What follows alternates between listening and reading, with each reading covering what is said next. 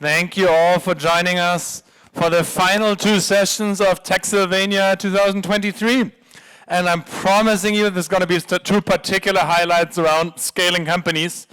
So the first of the last two sessions is a conversation from our dear friend at the third rodeo, I believe now, from Corey Reed, and a conversation with Levi King, one of the most exciting entrepreneurs who has scaled 8 companies. So I'm really excited, and I want to welcome these two gentlemen on stage. So please give a warm welcome to Corey Reed and Levi King. Thank you so much for coming here.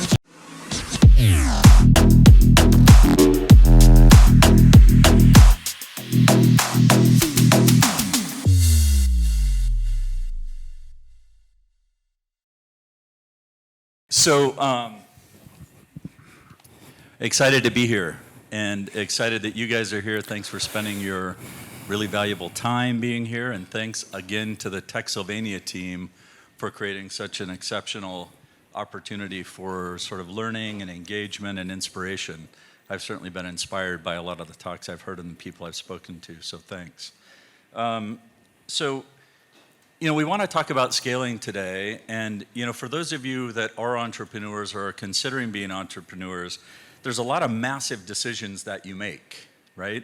The first being, hey, so what's the problem I want to solve? Something's really broken in the world, and I think I can or we can fix it, right? Or there's this opportunity that if we could just create it, it would change society somehow or change something somehow. And then you've got to decide, so how are we going to deliver this solution? Is it going to be offline?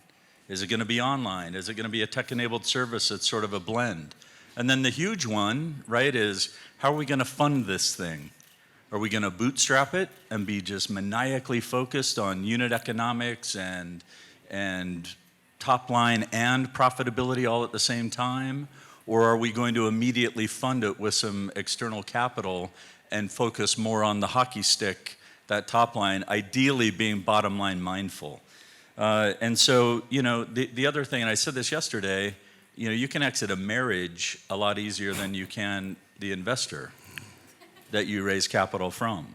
And sometimes you want to exit that relationship, right? And so who that is really matters, and the value they can provide really matters.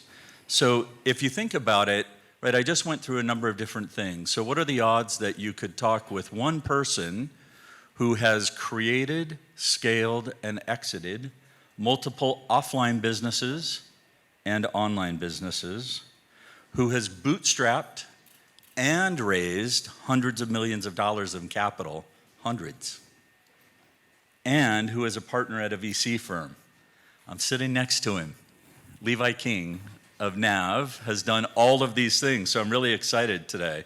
So he's the founder, former CEO for 8 years, and now chairman of Nav, and he's also a partner at Infinity Ventures, concurrently, right? So Nav is a financial health platform that also delivers financial products to over 2 million businesses in the US, and Infinity Ventures is a VC firm with about 160 million assets under management, that first fund, right? So, Levi, welcome. Thank you.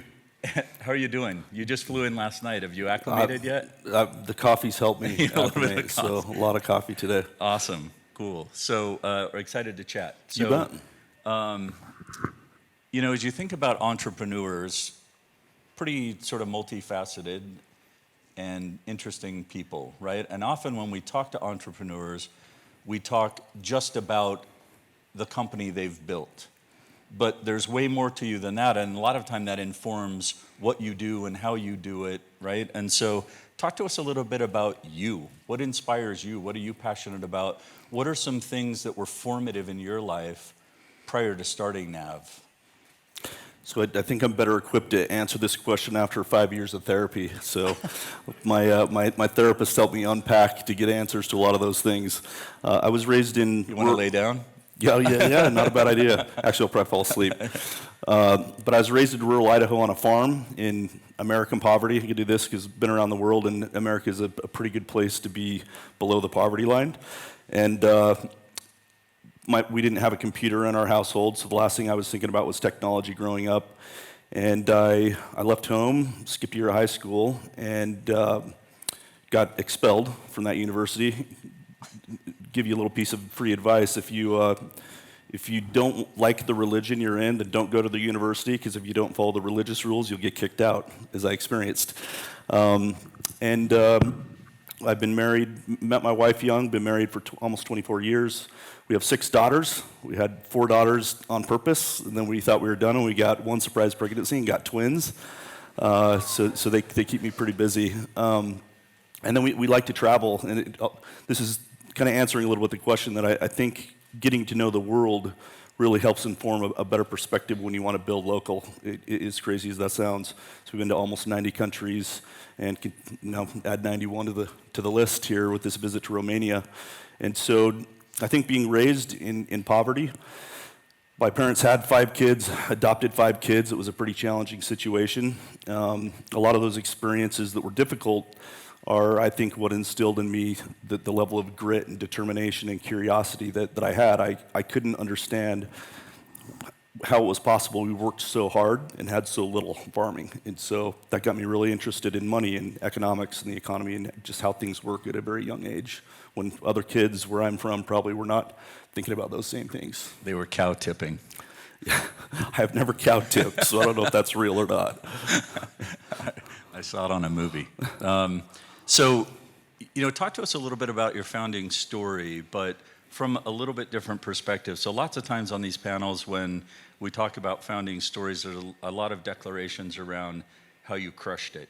So obviously you've crushed it because you've built and sold or still running 8 different companies, raised hundreds of millions. You're a partner to a VC firm, but maybe through that journey with Nav or another business if you want, talk about some of the times you just got your ass kicked for whatever reason, and maybe why and what you learned from that, and see how we can learn from that. Sure. So I'll bookend it a little bit. So my very first company, I'll use air quotes, because I had a pickup truck, a 24-foot extension ladder, and a bag of tools, and I knew how to fix electric signs, because that's what I was doing, put myself through school after I got expelled from the religious university. And I decided to do it on my own. And what I believed to be true was that I could charge $45 an hour plus materials and make $100,000 a year, which at the time just seemed like a ridiculous amount of money to me. But I kept my job and went part-time with the permission of the boss at the sign company to start my own sign company. And 2 weeks later, he called me in his office and fired me because somebody saw that I was actually doing it. And I was so naive, I didn't understand that I was competition, despite the fact he was screaming that in my face when he fired me. And so that was scary, because I'd penciled it out, and I knew, well, between my wife's crappy job and my part-time job, we could pay the bills whether or not this works. So it's kind of a moment of truth. Like, I didn't have much, if anything, invested yet. So, like, should I go back to college, or do I want to give this a go? And that first year, I profited $150,000. Very first month, I profited $8,000, and I bought a boom truck, and I got an installation, and then later bought a manufacturing company on sell or carry. So I literally bootstrapped my way into custom manufacturing installation service, which is not a normal path for a manufacturing company. Sold that, so I don't run all these companies. So I sold the 5 small businesses of my 20s, and then that was the foundation that gave me the insight to start 2 of the 3 tech companies have been focused on small business tech. Now answering the failure and tough question on the other end of once I was past my small business years, at Lendio, my first tech company, I put in the first $500,000 million.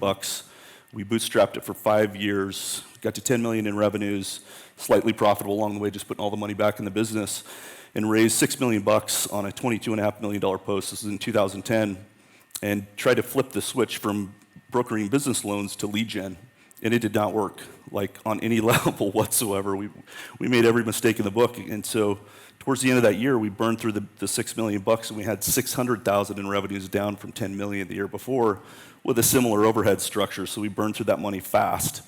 Had no options to raise, but it was kind of looking like we were onto something. So the VCs put in $3 million at a $1 million pre and recapped the company.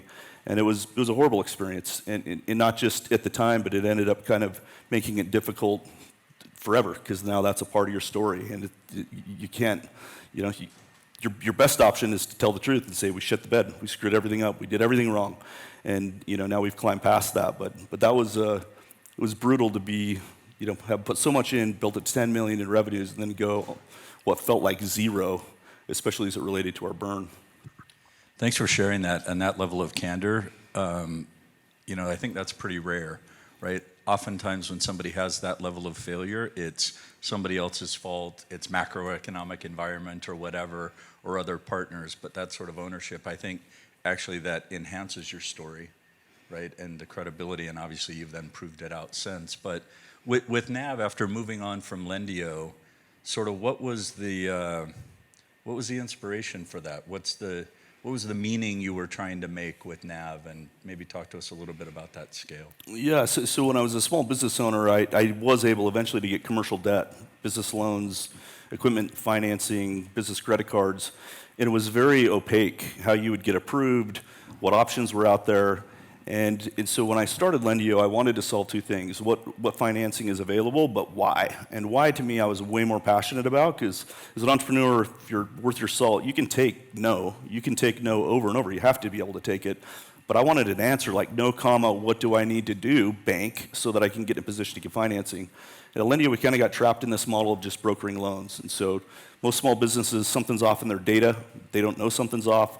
So it limits their options on financing. It ends up being very expensive, sometimes predatory, and then they get trapped in a cycle of borrowing. So I was way more passionate about giving them answers as to why and what they could do to change. And I was pounding the fist in our board meetings on the table saying, we need to pivot to be, in the US, it's Credit Karma for small business, and Europe, it's ClearScore. There's analogs of the consumer space globally now for the most part. And the board didn't agree to it. And I just didn't feel the passion for putting someone a loan they would get trapped in, and then just have that suck so much out of the business over time. And so I wanted to solve a lot more for what can I do about this. So that was, for me, now was a professional pivot. It was a terrible time in life to start a company. My twins were less than a year old, and they came 2 months early, and like I said, they weren't, neither one of them were planned. So life was, there was never a less ideal time to start a business than So you than at that started time. a business with 6 children, 2 of which sub 1 year old. And all 6 of them under the age of 12. Yeah. Holy shit. And that first year I started Nav, I was still full-time at Lendio, so on top of all that, I was working two jobs full-time. And so, but those failures really helped inform Nav. And I appreciate your comments on failures. I feel like you can learn way more from someone about their failures than you can their successes. And for whatever reason, entrepreneurs feel like it takes from their story to share failures. And I think it's authentic to tell your story with the way it happened. And I made a lot of mistakes along the way. And life is full of failures. Yeah. And that really gets galvanized once you become a parent. So you bootstrapped a number of businesses. I mentioned you've raised hundreds of millions in capital. Some of that was at Lendio. Can you talk to us a little bit about Nav? So was that bootstrapped initially, or did you go right into it with a fundraise? But sort of the broader question maybe is, as people are contemplating raising money or not, since you've done both, maybe talk a little bit about the risks and benefits of each, or what you learned from each, and even if you have a recommendation to share. Yeah, you bet. So, and there's not a wrong or right answer, right? Any answers I give can be wrong and they can be right. It depends on the individual. But I think, there's certain pieces, layers that are obvious, right? Like if it's not, the TAM isn't big enough. Like there's certain scenarios where like you shouldn't raise money, period, and you probably won't be able to unless it's from friends, family, and fools. And then there's other markets where you have to, because the infrastructure is so expensive. Unless you already had $100 million or something, you're gonna have to raise money. So for me, it's more about like what are you actually trying to accomplish in your life? Like where do you want to go? For whatever reason, along the way, I felt this desire to have a broader impact. And that in and of it, like that's not more or less noble than any other path. And so a technology company was the way to do that. Small business was my passion. So, but it's they'll say it's like a 5 to 10 year commitment. It might be a lifetime commitment when you raise venture capital. If you fail, you go out of business in 2 years, then that's not necessarily a lifetime commitment. But if you're successful, you almost get sucked into a path you might not be able to control. And that can be a good thing. In my case, I feel like that's a good thing. But just there's got to be more to your motivation if you're going to raise venture capital than money and the would-be celebrity. And I call it would-be celebrity because I think it's the silliest shit ever that people that raise venture capital think there's anything special about themselves. And so if your motivation isn't beyond those two things, and maybe there's a few people that money or celebrity is a big enough motivator, but you were going to go through so much damn misery along the way, the money's just not enough, the celebrity's not enough. And so if you're not just irrationally passionate about something for some reason. And in my case, it was small business. I felt like they're the underdogs in the economy, and the level field needed to be, or the playing field needed to be leveled for them so they could compete with any company and have the advantages that big companies that are successful, multi-generational families that get on the fourth generation person running it, they didn't do all the miserable work to get it there to begin with. So for me, that passion was strong enough to get not just through the initial stages, but to go the distance and say, like, I want to leave it an impact, and not for reasons of celebrity, just because that's how I want to live my life. Cool, thank you. So Nav, based on where you guys are at, right? You've raised over 100 million, right? 100 million, yep. And revenue levels, I'm not going to pin you on that. You can share it if you want. But based on what you've raised and your number of customers and stuff like that, I would assume your valuation is at least approaching $1 billion. And, you know, team size, how big is your team now? About 250. So 250, so that's efficient. But that's also a far cry from the 5, 10 to 50 team members, or even 100, right? And so the culture is the nucleus of the company, and it's so critical. How does that change over time as you grow and you start empowering more people to sort of run departments or divisions in their way because they're better at it than you are, which is why you hired them in addition to the need, right? So what are some practical ways that you sort of preserve that culture that is so critical to the success? Yeah, I think you can over-engineer it. In the early days, it should be organic based on who you are as a human being and your co-founder, if there is one or more, and the early folks you attract. But to me, culture it's simple. How do you treat people? You, as the founder, CEO, or the founders, how you treat people will be a reflection of what culture you build. And people means the people that work for you. It means you and your founder, how you treat each other. It means the partners of the business. It means customers, investors, everyone that has a stake in the business, how you treat those people. And for me, it comes off of leadership. I've read so many leadership books because I was a terrible leader, and maybe I still am, but I know I was a lot worse in the early days. But I think it's simple. Do you care about the customer and the people that work with you? And is it obvious because it's organic to who you are? So not because it's not obvious and you got to remind them, I care about you, you're fired, and no severance. But like, is it inherent to how you show up and behave that people can tell you care? I think leadership's that simple. And this isn't true in all industries, but I feel like it is, at least in venture-backed tech. And then dovetailing off all this is the values of the organization. You got to have values. They need to be who the founders already are. They can't. I don't think they can be aspirational. And they shouldn't be like things like integrity. Like, that's table stakes for walking through the door. If you have to pick your value as integrity, you probably got bigger problems. But they're not right or wrong. They're not for outside the company. They're for inside the company. And those values will end up guiding not just how you treat each other and how you behave, but it will guide business decisions. Like, you know, at NAB we have one on being customer-centric. That's not what we call it. And so no one is ever going to surface an idea that we'd be predatory to our customer base, no matter how much money it's going to make us, because it's just not part of our value system. And so I think the culture actually does need to change. It needs to grow and mature, and sometimes the values need to change. In our case, they haven't changed much, but they've matured because early on we weren't data-driven enough because there was no data to drive the business in the early years. And then eventually I felt like we needed more discipline in that regard, so we kind of embedded it into a couple of values where it made sense. But I think for culture, it's a reflection of the founders and how you show up and how you treat people and how you treat each other. And there can be no disconnect between say-do. You can't say one thing and do something else. People are always watching that work at your company.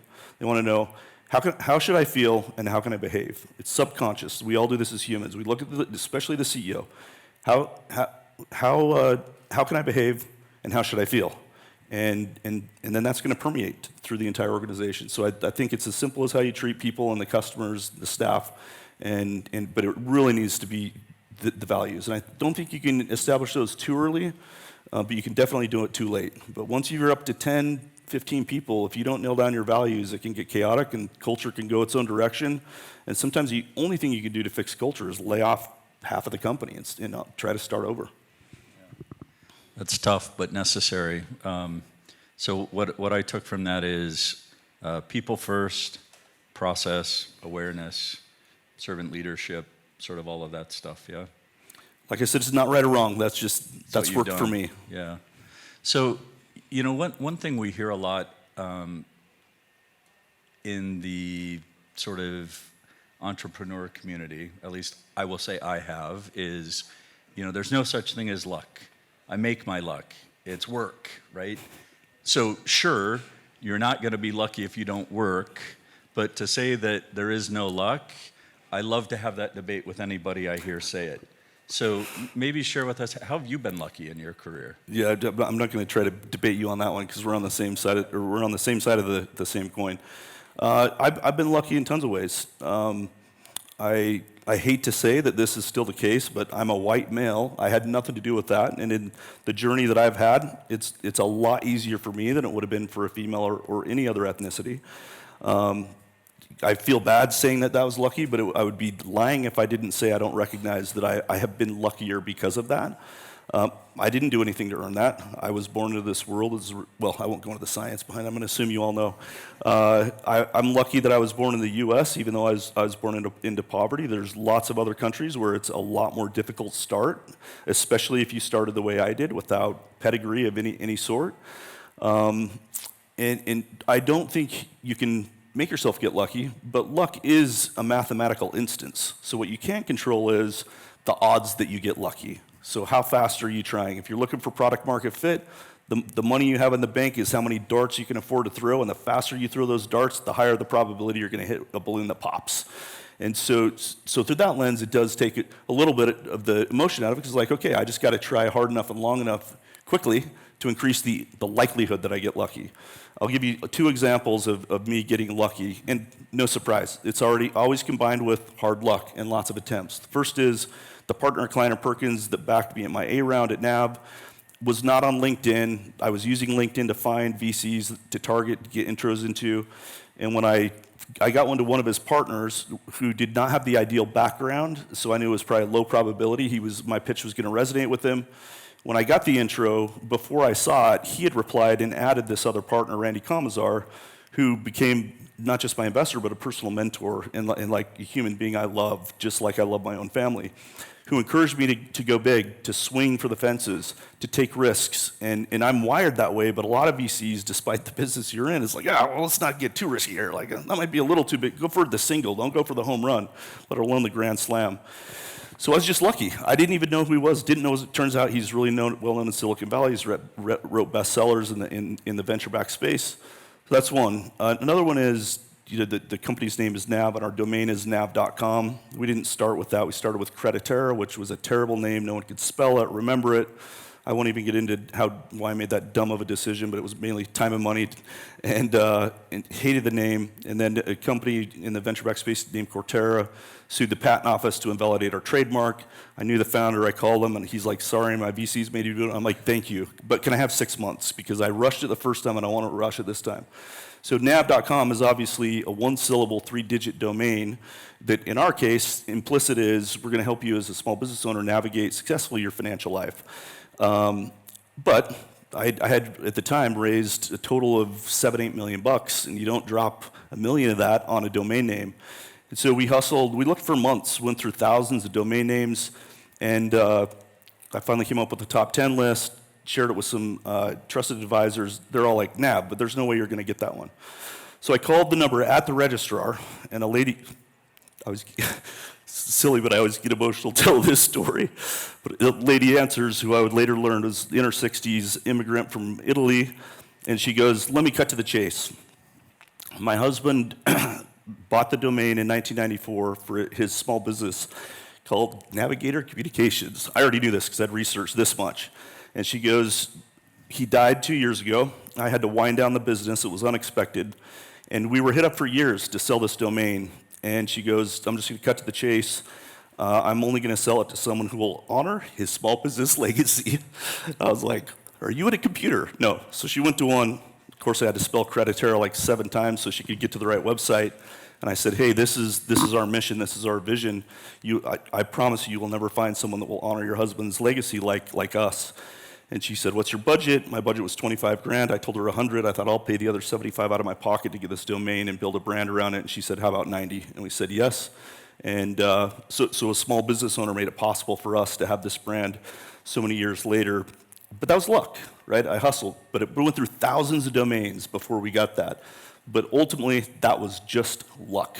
And so yeah, the luck. And I could tell stories of luck all day long. It doesn't take from someone's story. It enhances what you can do in your future if you recognize the luck role plays in your life. Yeah, clearly that just did. I mean, that's a beautiful story, right? Also knowing you and knowing the number of entrepreneurs you help, I would imagine along the way there were those that helped you sort of pro bono as well. So time is up, and I'm not going to make contact with Philip right now because I have one more question. Okay. So given that you've founded, sold, scaled to large degree various businesses in various sectors, that you're also on the VC side, coaching CEOs and participating in the deal flow and the investment committee and stuff like that. As anybody here is contemplating raising money, do you have any guidance for them through that sort of multifaceted lens that things they can do to avoid or increase the probability of intros or speeding the process along? Or, since my perspective is that it's buy-sell, right? You're not just trying to get them to give you money, but like I said at the beginning, it really matters who you bring on. So do you have any guidance for that, of things to look for? Well, the answer to that could be a session in and of itself, but I'll give a couple pointers. So one is, it's longer than most marriages to get into business with a VC. So just be really thorough about the vetting, but get to know them as a human. If you're asking them personal questions on what makes them tick and what their biggest mistakes they've made are, first of all, you're going to separate yourself from the rest, but get to know them as a human being before you take their money, and what makes them tick, what motivates them, and where they want to go long term in their own life. And then 2 is, you're going to get way more no's than yeses. I could tell you a true story. 5 term sheets in my A round, could have got another 5. That's a true story. I got 50 no's before it came together, and it all culminated with just like a couple weeks where I got a bunch of term sheets. And so you're going to get way more no's than yeses, and half of those no's you had no control over. Partners out of favor with the fund, you're not going to know that. They're out of money, they're not going to tell you that. There's lots of reasons you get to know that they're not going to tell you. So perseverance, like it's a theme. If you don't figure it out ahead of the round, then you're gonna get tripped up somewhere else that it may or may not be money related. Levi, thanks. Very authentic and open and honest with everything, and I hope that you guys felt that and heard that and will take advantage of the Q&A after and grill him on. I mean, you can see we just sort of tapped on the level of information that is in that brain, so hopefully you guys find some time to hit the Q&A with them. Thanks a lot. Thank you.